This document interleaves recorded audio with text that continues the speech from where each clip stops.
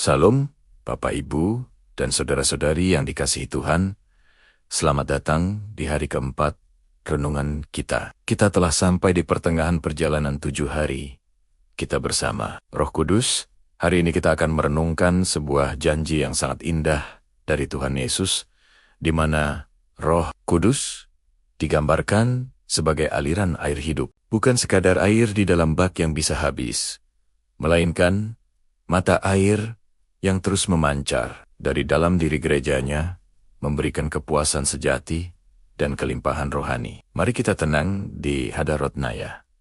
Mari kita berdoa. Allah Bapa yang Maha Pengasih, kami datang kepadamu membawa segala kehausan jiwa kami. Dunia ini seringkali menawarkan kepuasan palsu yang membuat kami semakin haus. Hari ini, kami mau minum dari air kehidupan-Mu. Biarlah Roh Kudus-Mu mengalir mengairi tanah hati kami yang gersang, memulihkan jiwa kami, dan meluap keluar menjadi berkat bagi orang lain. Urapilah hamba-Mu ini, di dalam nama Tuhan Yesus Kristus.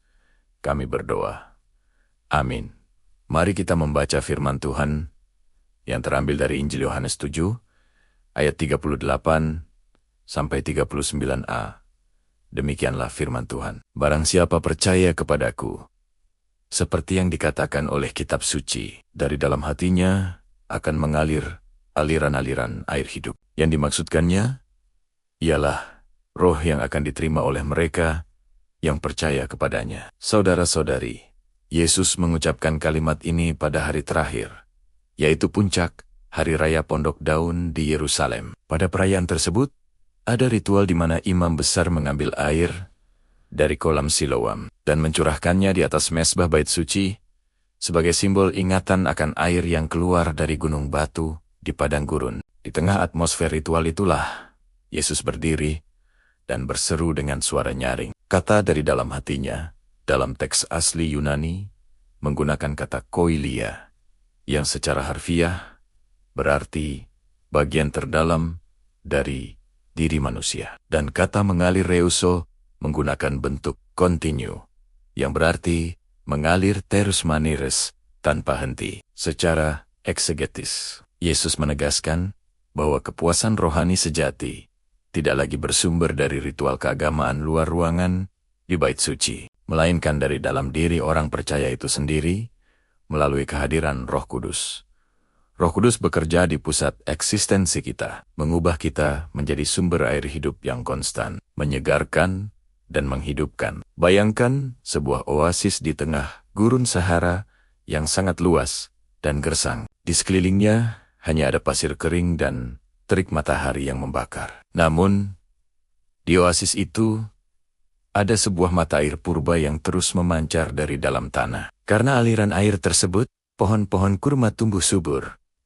Rumput hijau menghampar, dan setiap musafir, serta hewan yang kehausan yang singgah ke sana, dapat minum sepuasnya, dan melanjutkan perjalanan dengan selamat. Kehadiran mata air itu mengubah lingkungan kematian menjadi lingkungan kehidupan. Seperti itulah orang percaya yang dipenuhi Roh Kudus di tengah dunia yang gersang ini. Aplikasi praktis bagi hidup kita adalah, mari kita memeriksa dari mana kita mencari kepuasan hidup kita selama ini.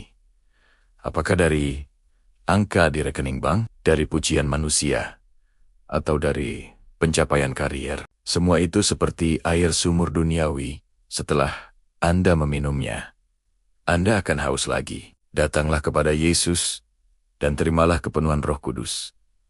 Ketika Roh Kudus memenuhi hati Anda akan mengalami kepuasan batin yang mendalam, sebuah kedamaian yang tidak dipengaruhi oleh situasi luar. Bahkan, hidup Anda akan meluap dalam bentuk kasih, kesabaran, dan kebaikan yang bisa diminum oleh orang-orang di sekitar Anda yang sedang stres dan putus asa. Implikasi bagi gereja Tuhan adalah bahwa gereja harus memosisikan dirinya sebagai oasis bagi masyarakat di tengah dunia yang penuh dengan kebencian, perpecahan, dan kesehatan mental yang terganggu. Gereja yang dipimpin oleh Roh Kudus harus mengalirkan air kesejukan, penerimaan, pengampunan, dan solusi melalui pelianan-pelianan yang berdampak nyata. Mari kita merenungkan kisah hidup Amy Carmichael, seorang misionaris wanita asal Irlandia yang melayani di India pada awal abad ke-20.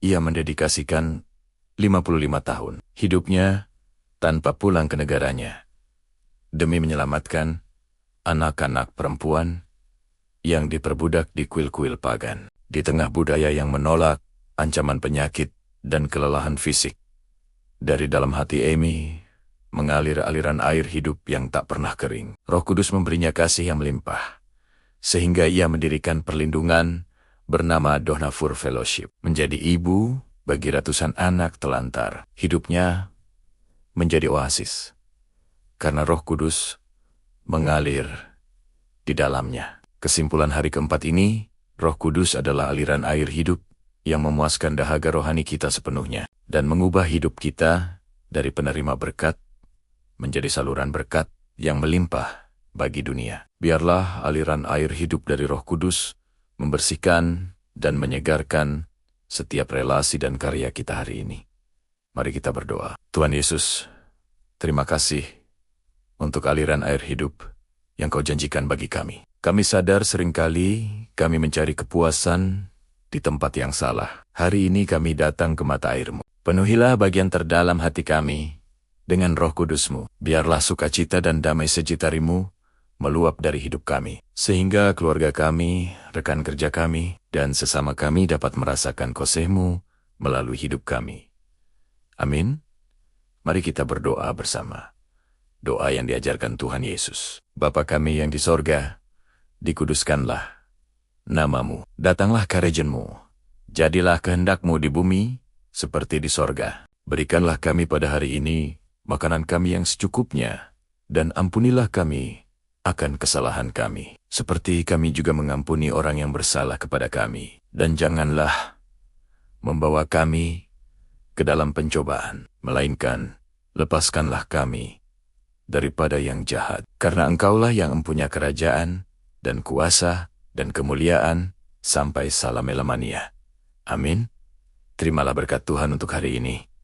Tuhan memberkati engkau dan melindungi engkau. Tuhan menyinari engkau dengan wajah-Nya dan memberi engkau kasih karunia. Tuhan menghadapkan wajah-Nya kepadamu dan memberi engkau damai sejahtera. Kiranya jiwamu seperti taman yang diairi dengan baik, dan aliran Roh Kudus membawa kesembuhan serta kelimpahan atas seluruh keluargamu. Amin. Sahabat yang dikasihi Tuhan, jika renungan tentang air hidup ini mengalirkan kedamaian di hati Anda, silakan berikan like, bagikan kesaksian Anda di kolom komen, dan share video ini ke grup-grup obrolan Anda.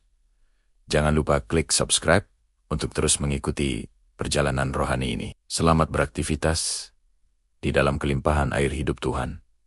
Jadilah berkat dan sumber kesegaran bagi sesama hari ini. Tuhan Yesus memberkati.